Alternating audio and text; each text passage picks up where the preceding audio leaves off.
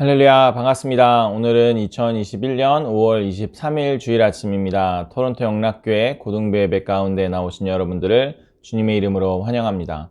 이 시간 함께 사도신경 고백하심으로 예배 가운데로 나아가시겠습니다. 함께 고백합니다. 나는 전능하신 아버지 하나님 천지의 창조주를 믿습니다. 나는 그의 유일하신 아들 우리 주 예수 그리스도를 믿습니다. 그는 성령으로 잉태되어 동정녀 마리아에게서 나시고 본디오 빌라도에게 고난을 받아 십자가에 못 박혀 죽으시고 장사된 지 사흘 만에 죽은 자 가운데서 다시 살아나셨으며 하늘에 오르셔 전능하신 아버지 하나님 우편에 앉아 계시다가 거기로부터 살아있는 자와 죽은 자를 심판하러 오십니다. 나는 성령을 믿으며 거룩한 공교회와 성도의 교제와 죄를 용서받는 것과 몸의 부활과 영생을 믿습니다. 아멘.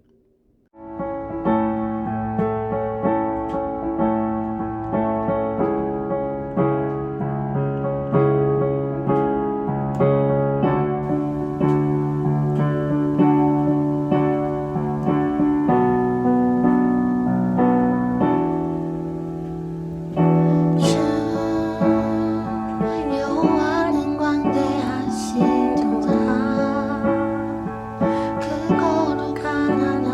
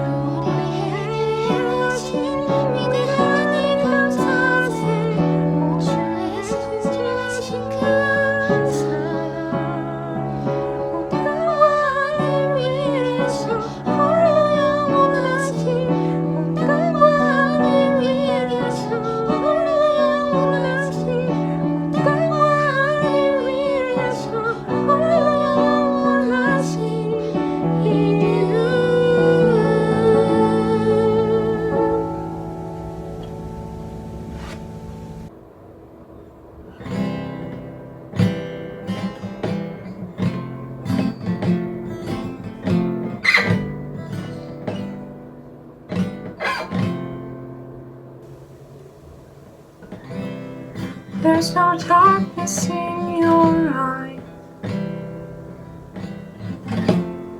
There's no question in your mind. God Almighty, God of mercy.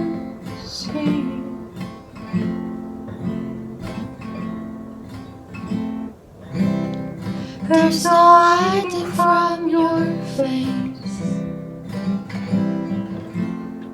There's no striving in your grace. God of mercy, God Almighty, let there be light. Open the eyes of the blind. Purify hearts in your fire. Breathe in us, we pray. Jesus, have your way.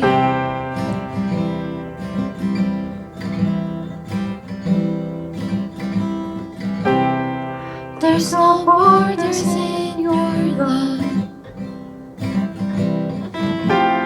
no division in your heart. God of heaven, God of freedom,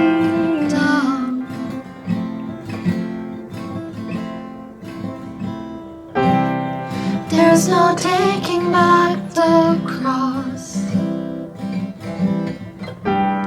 no regret in what it cost. God of freedom, God of heaven, let there be light. Open the eyes of the blind. Purify hearts in your fire. Breathe in us, we pray. Let there be light. Open our eyes to your heart. Desperate just to know who you are. Shine in us, we pray. Jesus, have your way.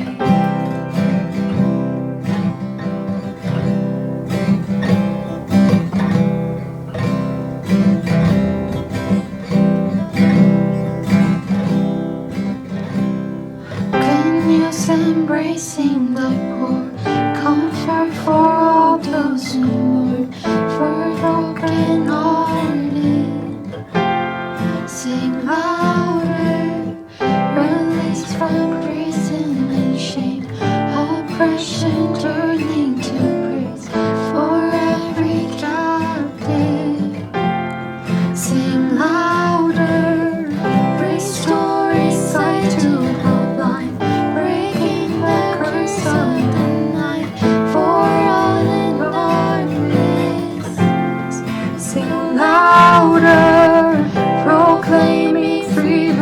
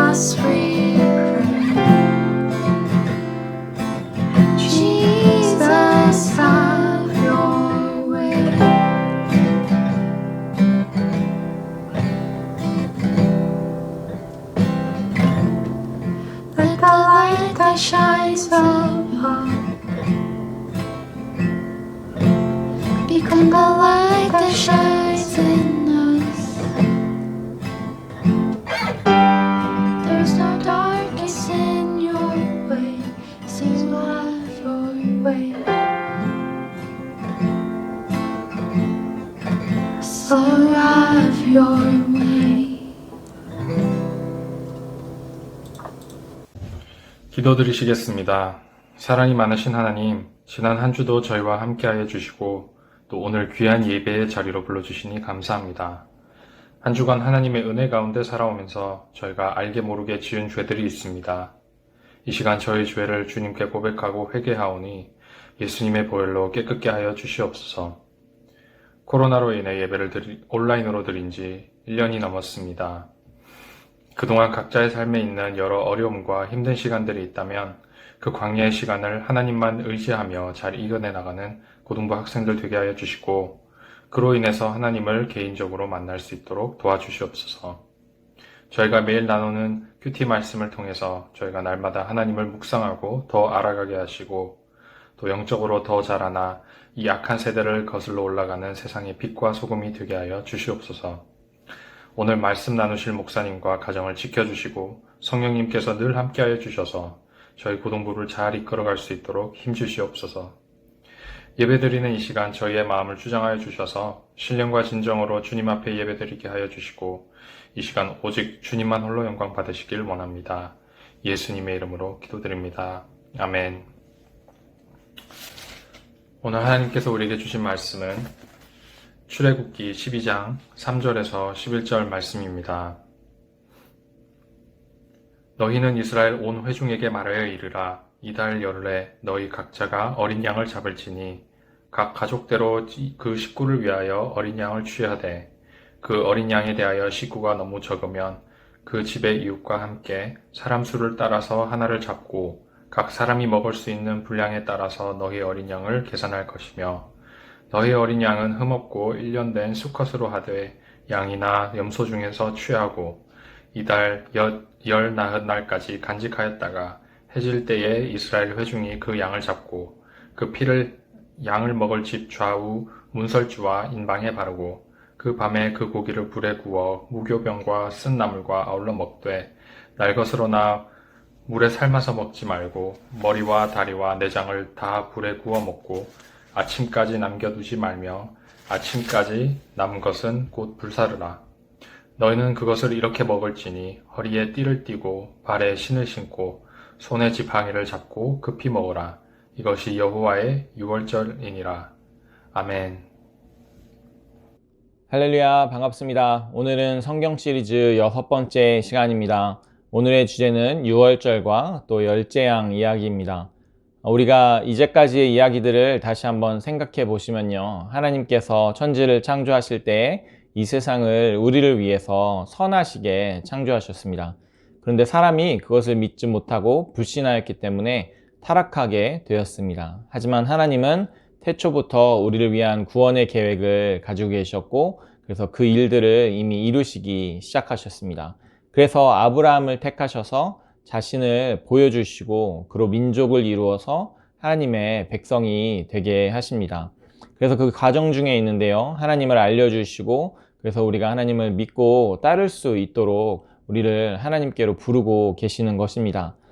이스라엘은 지금 이집트에 있습니다. 이집트에서 430년을 지내면서 하나님을 잊어버렸습니다. 그래서 하나님께서 지난주에 하나님을 기억하고 또 기도하게 하시려고 이들 가운데 고통과 고난을 허락하셨습니다. 만약에 하나님께서 이스라엘을 그냥 이집트에서 건져내셨다면 이들에게는 어떠한 일이 있었을까요? 아마도 우리에게도 자주 있는 그러한 일들이 벌어졌을 텐데요. 어려울 때는 하나님을 찾지만 또 그 어려움이 없어지면 하나님을 잊어버리는 그러한 일들이 이들에게도 있었을 것입니다. 그래서 하나님은 이들을 구원해 내시면서 그 과정 가운데 이들이 하나님을 따르도록 결단할 수 있는 기회를 제공하시는데요. 오늘이 그런 내용입니다. 이집트에서 나오기 전에 자신들이 430년을 지낸 자신의 삶의 터전을 나오면서 그곳이 자기 집이 아님을 깨닫게 하시고 또 그곳에서 누릴 수 있는 것보다 하나님을 따르는 것이 더욱더 유익함을 이들이 알게 하셨던 것입니다. 이집트는 세상을 의미합니다. 하나님을 알지 못하는 사람에게는 이 세상이 더 좋아 보이지만 이집트에서는 결국 노예의 삶을 살았었던 것처럼 하나님의 임재가 없으면 결국 이 세상에서 죄의 노예로 살다가 사망을 향해 갈 뿐입니다.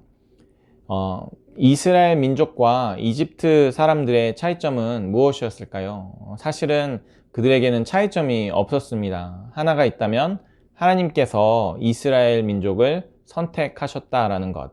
하나님께서 이스라엘을 선택하셨기 때문에 이스라엘은 하나님의 백성이 될 수 있었습니다. 그들에게 어떤 자격적인 그런 다른 점이 있었던 것은 아니었고요. 그래서 우리가 이 자리에 있는 것도 하나님의 은혜임을 우리가 깨달을 수 있습니다. 우리의 구원에 있어서 중요한 말씀 구절 하나가 로마서 8장에 있는데요. 함께 로마서 8장 29절과 30절 말씀 보시면 하나님이 미리 아신 자들을 또한 그 아들의 형상을 본받게 하기 위하여 미리 정하셨으니 이는 그로 많은 형제 중에서 맏아들이 되게 하려 하심이니라. 또 미리 정하신 그들을 또한 부르시고 부르신 그들을 또한 의롭다 하시고 의롭다 하신 그들을 또한 영화롭게 하셨느니라. 그래서 하나님께서 우리를 미리 아시고 우리를 부르시고 의롭게 하시고 영화롭게 하시려고 미리 정해 놓으셨다라는 말씀입니다. 이스라엘을 택하셔서 구원하시기 위해 오늘 일들을 행하신 주님께서 오늘도 여러분의 구원을 위해 역사하시고 계심을 기억하시면서 오늘 말씀을 함께 보겠습니다.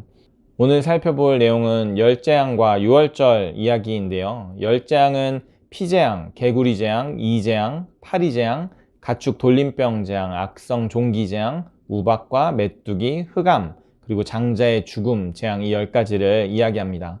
이 재앙들은 1차적으로 하나님께서 모세에게 행하게 하신 기적으로 바로가 이스라엘 백성들을 보내게 하려는 목적이었습니다.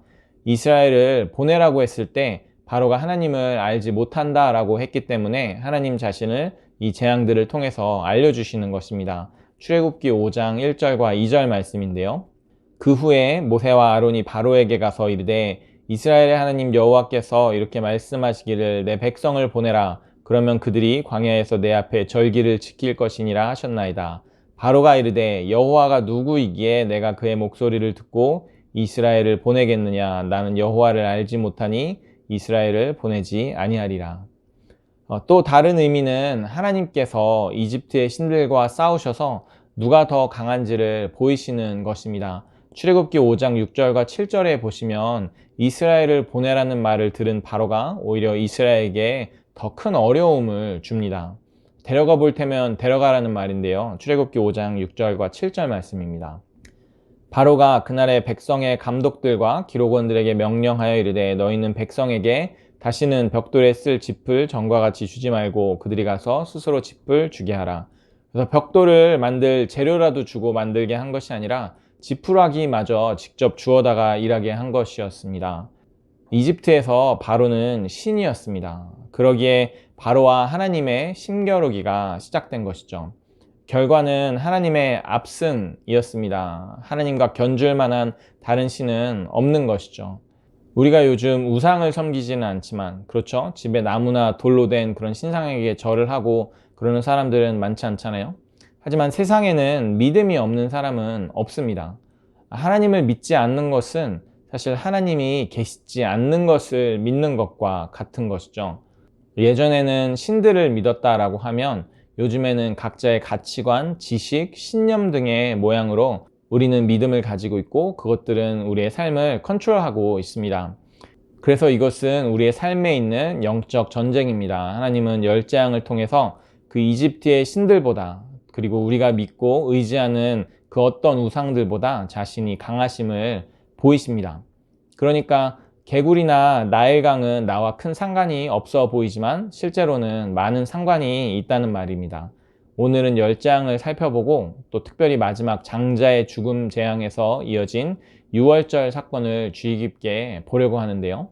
자, 그 전에 질문이 한 가지 있습니다. 하나님께서 이 재앙들을 행하셨을 때 누구에게 보라고 행하셨을까요? 그것이 이집트 사람들 그리고 바로 왕에게 보이기 위해서 이 재앙들을 행하신 것일까요? 그렇죠. 하나님의 능력을 보고 이스라엘을 보내기 원하셨으니까요. 하지만 저는 하나님의 진짜 목적은 이스라엘이 이 기적들을 통해서 하나님이 어떤 분이신지 알기 원하셨다라고 생각합니다. 바로가 이스라엘에게 더욱 힘들게 하자 이스라엘의 반응이 다음과 같았습니다. 출애굽기 5장 21절입니다. 그들에게 이르되 너희가 우리를 바로의 눈과 그의 신하의 눈에 미운 것이 되게 하고 그들의 손에 칼을 주어 우리를 죽이게 하는도다. 여호와는 너희를 살피시고 판단하기를 원하노라. 바로와 하나님이 싸움을 시작하려고 하는데 이스라엘은 누구의 승리를 예상하고 있습니까? 이들이 말하는 것이 무엇이냐면 모세와 아론에게 왜 당신들이 우리를 대신해서 바로와 신하들에게 우리가 미움을 받게 만든 것입니까? 왜 바로의 화를 돋굽니까? 하나님이 바로를 이길 수 있습니까? 라는 질문을 하고 있습니다. UFC나 복싱 같은 그런 경기들을 보면요. 경기 시작 전에 각각 선수들이 어떤 사람이 페이버릿이고 어떤 사람이 언더독인지를 알려주는데요. 베가스 같은 곳에서 갬블을 하기 위해서 나오는 그런 수치이기도 하지만 그 두 사람 중에 어떤 사람이 이길 것이라고 사람들이 생각하는지를 보여주는 것입니다. 모세가 처음 바로 앞에 섰을 때 그의 행색으로 봤을 때 모세가 언더독으로 보였을 것입니다. 하나님에 대해서 잘 알지 못했기 때문에 그 애굽의 왕이었던 바로가 더 강할 것이라고 생각했었던 사람들이 있었던 것이죠. 하지만 10번의 라운드가 끝나고 난 후 승자는 예상 밖이었습니다. 사실 우리는 예상한 바죠. 하나님은 10번에 걸쳐서 자신이 바로보다 강함을 보여주셨고 그것은 이스라엘이 하나님이 누구신지와 그분의 능력을 바라보고 결단할 수 있도록 위해서 보여주신 것입니다. 지난주에 결단에 대해서 말씀드렸죠. 이집트에서의 430년을 모두 내려놓고 하나님을 따르는 결단.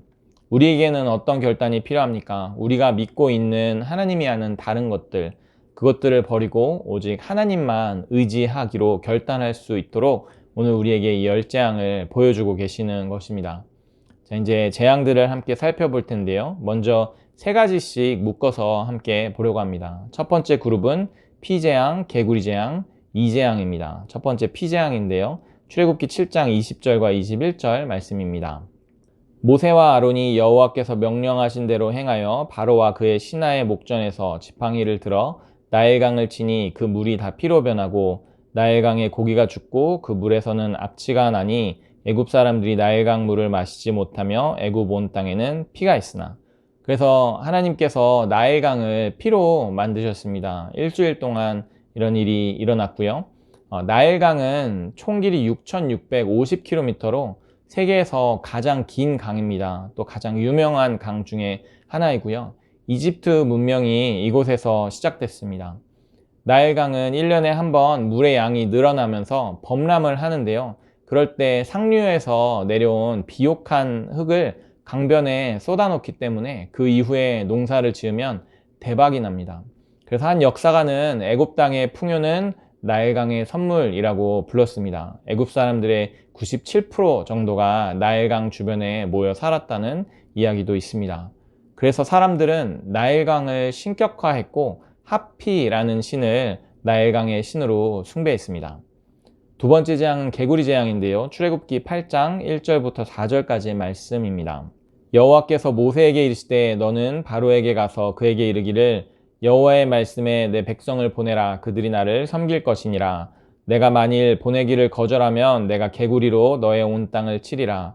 개구리가 나일강에서 무수히 생기고 올라와서 내 궁과 내 침실과 내 침상 위와 내 신하의 집과 내 백성과 내 화덕과 내 떡반죽 그릇에 들어갈 것이며 개구리가 너와 내 백성과 내 모든 신하에게 기어오르리라 하셨다라.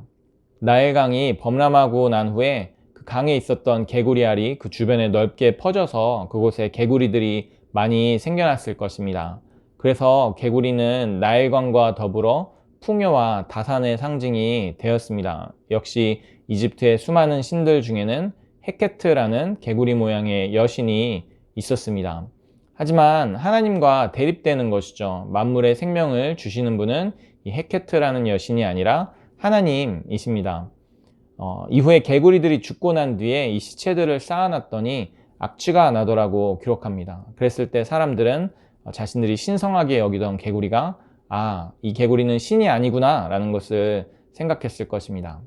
세 번째는 이재앙인데요. 출애굽기 8장 16절 말씀입니다. 여호와께서 모세에게 이르시되 아론에게 명령하기를 내 지팡이를 들어 땅에 티끌을 치라 하라. 그것이 애굽 온 땅에서 이가 되리라. 땅에 티끌을 쳤는데 그것이 애굽 온 땅에서 이가 되었습니다. 오늘 본문에서 사용되고 이로 번역된 히브리어 단어는 성경 전체에서 이곳에서 한 번만 사용되었기 때문에 정확한 의미는 알 수 없지만 보통 이나 모기 종류로 생각되어집니다. 사람에게 치명적인 피해를 입히지는 않지만 상당히 귀찮게 할 수 있는 그런 벌레들을 의미하는데요. 나일강 주변의 흙은 아까 말한 것처럼 영양분이 풍부한 흙이었기 때문에 이들의 자랑거리이자 숭배의 대상이었습니다. 대지, 흙의 신, geb이라는 신이 있었습니다. 첫 세 가지 재앙들을 통해서 하나님께서 하신 것은 무엇이냐면 이집트 사람들에게 풍성함을 주던 것, 그래서 이들이 믿고 의지했던 것들이 오히려 이들에게 피해를 줌으로써 이들의 기쁨이 사라지고 오히려 염려와 근심이 되어 삶을 방해하게 했습니다. 마음의 평화가 무너지게 되었습니다. 우리에게 풍성함을 주는 것, 내가 믿고 있는 것은 무엇일까요? 각 사람마다 다르겠지만 제가 생각한 몇 가지에는 우리에게 있는 부, 돈, 명예 또는 외모 정도일 것 같습니다. 그러니까 이것들은 없어도 살지만 있어야 또 있어서 행복하다라고 여기는 그런 것입니다. 우리에게 기쁨을 주고 넉넉함을 주는 것이 무엇입니까? 우리가 다른 사람보다 돈이 많고 인기가 많아서 또는 외모가 더 잘생겼기 때문에 이쁘기 때문에 우리가 더욱 기쁘고 행복할 수 있는 것입니까? 그것이 아니기 때문에 하나님께서 오늘 말씀하시는 바가 있는 것이죠. 우리에게 기쁨을 주시는 분은, 우리에게 평안을 주시는 분은 오직 하나님이십니다.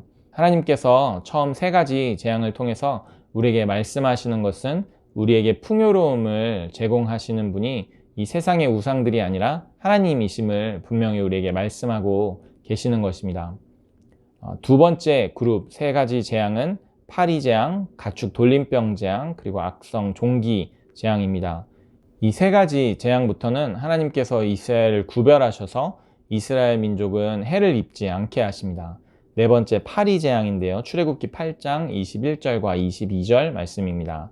내가 만일 내 백성을 보내지 아니하면 내가 너와 내 신하와 내 백성과 내 집들의 파리떼를 보내리니 애굽 사람의 집집에 파리떼가 가득할 것이며 그들이 사는 땅에도 그러하리라. 그날에 나는 내 백성이 거주하는 고센 땅을 구별하여 그곳에는 파리가 없게 하리니 이로 말미암아 이 땅에서 내가 여호와인 줄을 내가 알게 될 것이라. 그래서 이 파리들은 사람들에게 질병을 가져다 주었기 때문에 조금 더 위협이 되는 것인데요.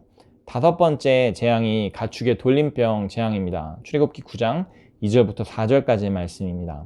내가 만일 보내기를 거절하고 억지로 잡아두면 여호와의 손이 들에 있는 내 가축 곧 말과 나귀와 낙타와 소와 양에게 더하리니 심한 돌림병이 있을 것이며 여호와가 이스라엘의 가축과 애굽의 가축을 구별하리니 이스라엘 자손에게 속한 것은 하나도 죽지 아니하리라 하셨다라 하시고, 그리고 여섯 번째 재앙이 악성 종기 재앙인데요. 출애굽기 9장 8절과 9절 말씀입니다. 여호와께서 모세와 아론에게 이르시되 너희는 화덕에 제 두 움큼을 가지고 모세가 바로의 목전에서 하늘을 향하여 날리라. 그 재가 애굽 온 땅에 티끌이 되어 애굽 온 땅의 사람과 짐승에게 붙어서 악성 종기가 생기리라.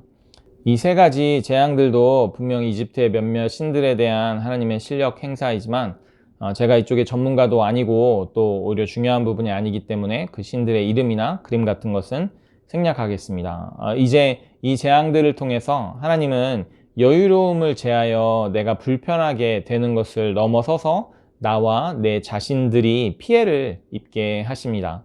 짐승들과 사람들에게 심각한 상해를 입혀서 이집트 사람들의 소유에 문제가 생기게 합니다. 이것은 첫 세 가지 재앙으로 하나님께서 피해를 입으신 이들에게 있는 럭셔리가 아니고 이들에게 있는 필수적인 필요한 것들에 대한 상해를 의미하는 것입니다.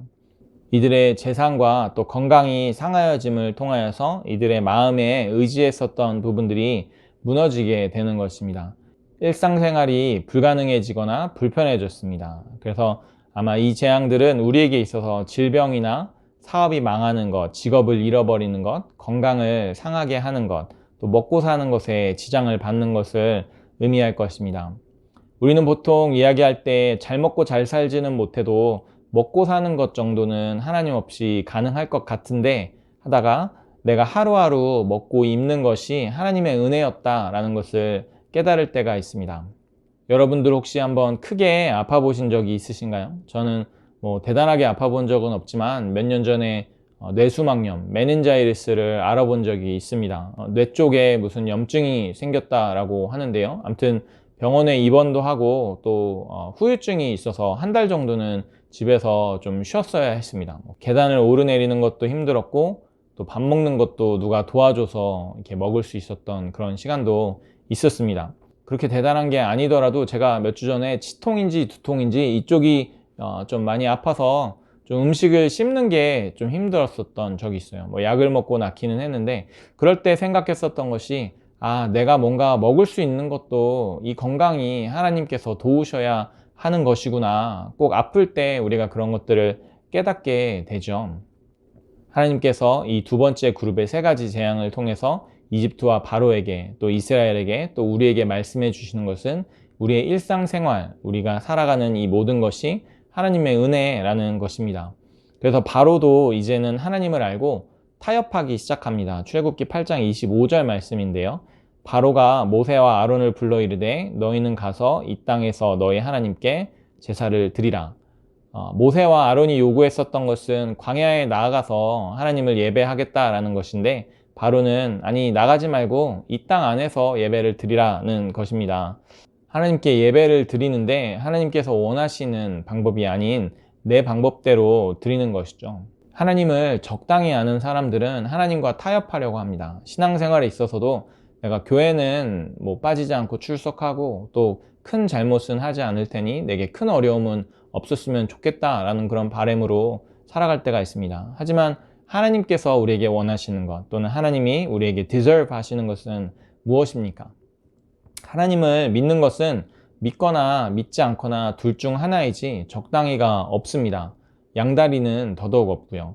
바로의 경우 바로에게 하나님께서 요구하셨던 것은 완전한 항복과 순종이었습니다. 우리에게 요구하시는 것도 크게 다르지 않을 것입니다. 하나님께서 우리의 주인 되심을 우리가 고백하는 것이지 그저 우리의 관심이나 무슨 적선을 받으시려는 것이 아닙니다. 세 번째 그룹인데요. 우박과 메뚜기와 흑암 재앙입니다.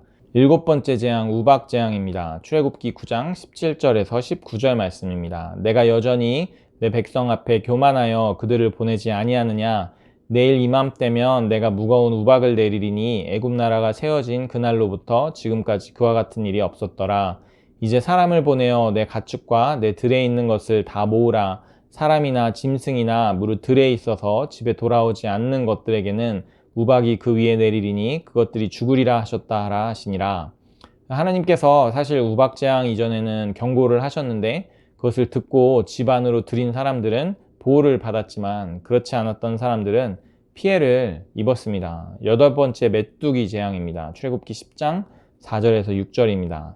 내가 만일 내 백성 보내기를 거절하면 내일 내가 메뚜기를 내 경내에 들어가게 하리니 메뚜기가 지면을 덮어서 사람이 땅을 볼 수 없을 것이라. 메뚜기가 내게 남은 그것 곧 우박을 면하고 남은 것을 먹으며 너희를 위하여 들에서 자라나는 모든 나무를 먹을 것이며 또 내 집들과 내 모든 신하의 집들과 모든 애굽 사람의 집들에 가득하리니 이는 내 아버지와 내 조상이 이 땅에 있었던 그날로부터 오늘까지 보지 못하였던 것이리라 하셨다 하고 돌이켜 바로에게서 나오니. 그래서 메뚜기 떼가 나타나서 우박이 상하지 않은 것을 메뚜기가 먹어버립니다. 아홉 번째 흑암 재앙인데요. 출애굽기 10장 21절과 23절 말씀입니다. 여호와께서 모세에게 이르시되 하늘을 향하여 내 손을 내밀어 애굽 땅 위에 흑암이 있게 하라. 곧 더듬을 만한 흑암이리라. 모세가 하늘을 향하여 손을 내밀매 캄캄한 흑암이 3일 동안 애굽 온 땅에 있어서 그동안은 사람들이 서로 볼 수 없으며 자기 처소에서 일어나는 자가 없으되 온 이스라엘 자손들이 거주하는 곳에는 빛이 있었더라. 그래서 이 세 가지 재앙들은 천재지변급입니다. 각 개인이 아니라 전체 환경을 파괴하고 삶의 틀을 무너뜨려 정상이 아니게 합니다. 이집트에는 물론 우박과 같은 날씨를 다스리는 대기의 신 슈, 메뚜기로부터 지키는 신 세라피스, 그리고 끝판왕이었던 태양신 라가 있었습니다. 하지만 하나님 외에는 참된 신이 없기 때문에 하나님의 손을 막을 수가 없었습니다. 생명의 위협은 물론 정신이 나갈 정도의 재앙들입니다. 아마 우리에게 있어서는 지진이나 쓰나미, 혹시 코로나도 이 세 번째 그룹에 들어갈까요? 이것들은 삶의 근간을 흔들어 버립니다. 이런 상황에서 하나님을 만나는 사람들도 많습니다. 그리고 바로도 드디어 죄를 고백하게 됩니다. 출애굽기 10장 17절 말씀입니다. 바라건대 이번만 나의 죄를 용서하고 너희의 하나님 여호와께 구하여 이 죽음만은 내게서 떠나게 하라. 그래서 이 9가지의 재앙들을 통해서 하나님께서 점진적으로 자신의 능력을 보이시면서 하나님이심을 보이시는 것이죠. 우리는 하나님이 어떤 어려움을 우리에게 주실 때, 또는 어떤 방법으로 하나님을 보여주실 때 하나님을 믿게 되시겠습니까? 혹시 그것이 가능하다면 우리의 삶 가운데 더 큰 어려움이 오기 전에 하나님을 신뢰하고 믿을 수 있었으면 좋겠습니다. 왜냐하면 하나님은 우리에게 어려움을 주시기를 원하시는 분이 아니신데, 때로 우리를 하나님께로 돌이키시기 위해서 이러한 방법들을 사용하실 수도 있는 분이시기 때문입니다. 마지막 재앙은 장자의 죽음 재앙입니다. 출애굽기 11장 1절 말씀 보시면 여호와께서 모세에게 이르시되 내가 이제 한 가지 재앙을 바로와 애굽에 내린 후에야 그가 너희를 여기서 내보내리라. 그가 너희를 내보낼 때에는 여기서 반드시 다 쫓아내리니. 출애굽기 12장 12절 말씀입니다. 내가 그 밤에 애굽 땅에 두루 다니며 사람이나 짐승을 막론하고 애굽 땅에 있는 모든 처음 난 것을 다 치고 애굽의 모든 신을 내가 심판하리라. 나는 여호와라. 그래서 이집트에서 바로는 신이었죠. 태양신의 아들로 여겨졌는데요. 그러면 바로의 아들도 신입니다. 이 아들, 특히 당시에 가장 소중하게 여기던 첫 아들이 죽는 것은 내 자신이 죽는 것보다도 더욱더 슬픈 재앙입니다. 스스로를 태양신의 아들로 여겼던 바로가 손도 못 써보고 자신의 아들을 잃음으로써 그는 하나님께 완전히 항복하게 됩니다. 하나님을 대적한 자의 마지막이 이와 같습니다. 그래서 이 10번째 재앙 이후에 바로는 무조건적으로 이스라엘을 보내주게 되는데요. 이 장자가 죽던 이날은 이스라엘에게 마냥 기쁜 날이었을까요? 제가 생각했을 때 이 10가지 재앙들을 옆에서 바라보면서 이스라엘은 사실 뜨끔했을 것 같습니다. 왜냐하면 이집트 사람들만큼이나 자신들도 하나님을 몰랐고 믿지 않았는데 재앙들이 자신들에게는 피해서 임했단 말이죠. 아마도 자신들이 제일 잘 알고 있었을 것입니다. 자신들의 장자가 죽임을 당하지 않을 이유가 없었음을. 하지만 하나님께서 이스라엘의 첫 아들 대신에 다른 것을 죽이기로 하셨습니다. 그래서 이날이 이들에게 유월절이 됩니다. 오늘 본문에 보시면 1년 된 순양이나 염소를 잡아서 문에 피를 바르면 하나님께서 그 집을 넘어가시리라는 것입니다. 그래서 이날을 유월절 패스오버이라고 부르는데 6월이 뛰어넘다라는 뜻입니다. 이날 밤 온 애굽에 아들을 잃은 곡소리가 들릴 때 이스라엘은 분명히 알고 있었습니다. 아, 우리 아들도 죽을 뻔했구나. 특히 처음에 모세와 아론에게 와서 왜 바로의 화를 돋구냐, 우리 여기서 그냥 살게 놔둬라 했던 그 사람들의 첫 아들들을 대신해서 양과 염소가 죽임을 당했습니다. 이것을 대속이라고 하는데요. 이스라엘은 계속해서 이 대속의 개념을 필요로 합니다. 광야에서 하나님께서 율법을 주셨습니다. 그 율법은 하나님의 백성과 다른 사람들을 구분할 수 있는 것이었습니다. 그래서 율법대로 살지 못하면 다른 민족과 다를 것이 없는 것이죠. 하지만 이스라엘은, 그리고 우리는 그 기준에 맞출 수가 없었고 죄를 지으면 항상 희생제물을 가져와서 제사를 드리는 것이 필요했습니다. 계속해서 반복된 이 희생제사는 예수님의 그림자와 같은 것이었지만 이것은 임시적인 것이었기 때문에 이스라엘 백성들은 자신들이 영원한 제사를 필요로 함을 생각하게 했습니다. 언젠가 메시아께서 오셔서 자신들의 죄를 완전히 속량하실 그날을 기대하게 된 것이죠. 이스라엘은 이 이후로 매년 유월절을 기념하며 불에 구운 고기, 무교병과 쓴 나물을 먹게 되었습니다. 자기 아들 대신 죽은 어린 양을 기억하며 자신의 죄를 생각함으로 무교병이 상징하는 죄악을 제거한 삶과 쓴 나물이 상징하는 애굽에서의 고난을 기억하며 하나님께 다시 한번 헌신하기 위해서입니다. 우리에게는 무슨 의미가 있을까요? 우리는 예수님을 기억합니다. 우리의 죄를 위해 영원한 제물로서 드려지신 예수님. 그래서 우리는 다시는 제사를 드릴 필요가 없지만 매일같이 그 희생을 기억하는 것입니다. 죽을 뻔한, 아니 죽어 있었던 나를 대신하여 죽으시고 나를 살리신 그 예수님의 은혜가 오늘도 내가 하나님의 자녀로서 살아갈 수 있도록 했다는 것. 그래서 다시 애굽의 삶으로 이 세상에 속한 사람으로서의 삶을 살지 않고 하나님의 사람으로 주님을 따르고 의지하며 살아야 한다는 것. 여러분들이 평소 무엇들을 의지하시던 그것들이 하나님이 아니라면 그것은 우리가 의지할 만한 것들이 아닐 것입니다. 그것들은 언젠가 우리에게 어려움을 입히고 우리는 그제서야 하나님께로 돌아서게 될지도 모릅니다. 오늘 이 말씀을 통해서 하나님께서 우리에게 말씀하시는 것은 이 말씀을 교훈 삼아 우리가 그런 무의미한 것들을 의지하지 않고 다시 한번 하나님을 바라보고 하나님께 헌신하시는 저 여러분들이 되기를 하나님께서 바라고 계십니다. 오직 하나님만이 우리에게 선하시고 우리가 의지할 만한 분이심을 기억하시면서 하나님께서 오늘 우리에게 주신 날을 거룩하게 보내시는 저 여러분들이 되시기를 주님의 이름으로 축원합니다. 우리 함께 기도하겠습니다. 하나님, 오늘 본문에 나타난 10가지 재앙들을 통하여서 하나님은 이집트와 또 바로에게 하나님이 어떤 분이신지 보이셔서 이스라엘 백성들을 내보내도록 하셨지만 무엇보다도 그 재앙들을 통하여서 하나님이 어떤 분이신지 알아야 했었던 사람들은 그 이스라엘 사람들이었고 또한 우리들입니다. 이 10가지 재앙이 우리와 아무런 상관이 없다라고 생각하지 않게 하시고 우리도 평소에 우리의 풍요로움과 우리의 삶의 평안을 위해서 의지하고 또한 기댔었던 그런 우상들을 한번 생각하게 하셔서 그것들이 하나님이 아니라면 우리가 의지할 만한 것들이 아님을 다시 한번 깨닫게 하시고 오직 우리를 향하여 선하시고 신실하신 하나님만을 믿고 의지하는 저희들 될 수 있도록 주님 함께하여 주시옵소서. 주님께서 그렇게 하실 것을 믿고 감사하며 예수 그리스도 이름으로 기도드립니다. 아멘.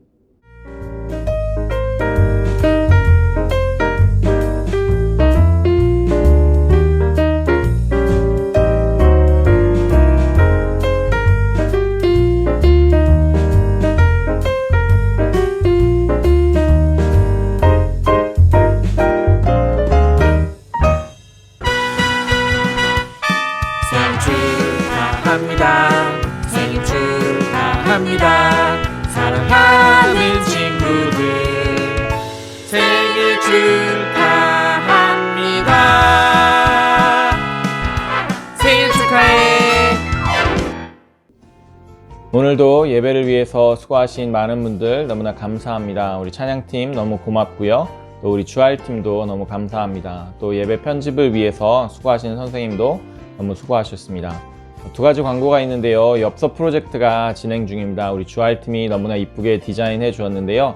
엽서를 받으신 친구들은 이제 주위에 있는 친구들을 생각하시면서 함께 엽서를 적어서 서로 안부 묻고 또 위로하고 격려하는 귀한 시간이 되면 좋겠습니다. 코로나가 이제 금방 끝날 수도 있을 것 같은데요. 우리 마지막까지 힘내서 우리 다시 모일 수 있는 날을 기대하면 좋겠습니다. 또 함께 줌으로 큐티 모임을 시작하려고 합니다. 저희가 고등부 큐티를 선생님들께서 매일 보내주고 계시는데요.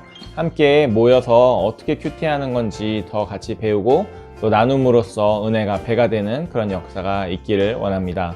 이번 주 수요일과 금요일에 있으니까요. 함께 참여해 주시고 또 선생님들께 신청해 주시면 감사하겠습니다. 이 시간 축도로 모든 예배를 마치도록 하겠습니다. And now, may the grace of our Lord Jesus Christ, and the love of our God the Father, and the fellowship of the Holy Spirit be with us, now and forevermore. Amen.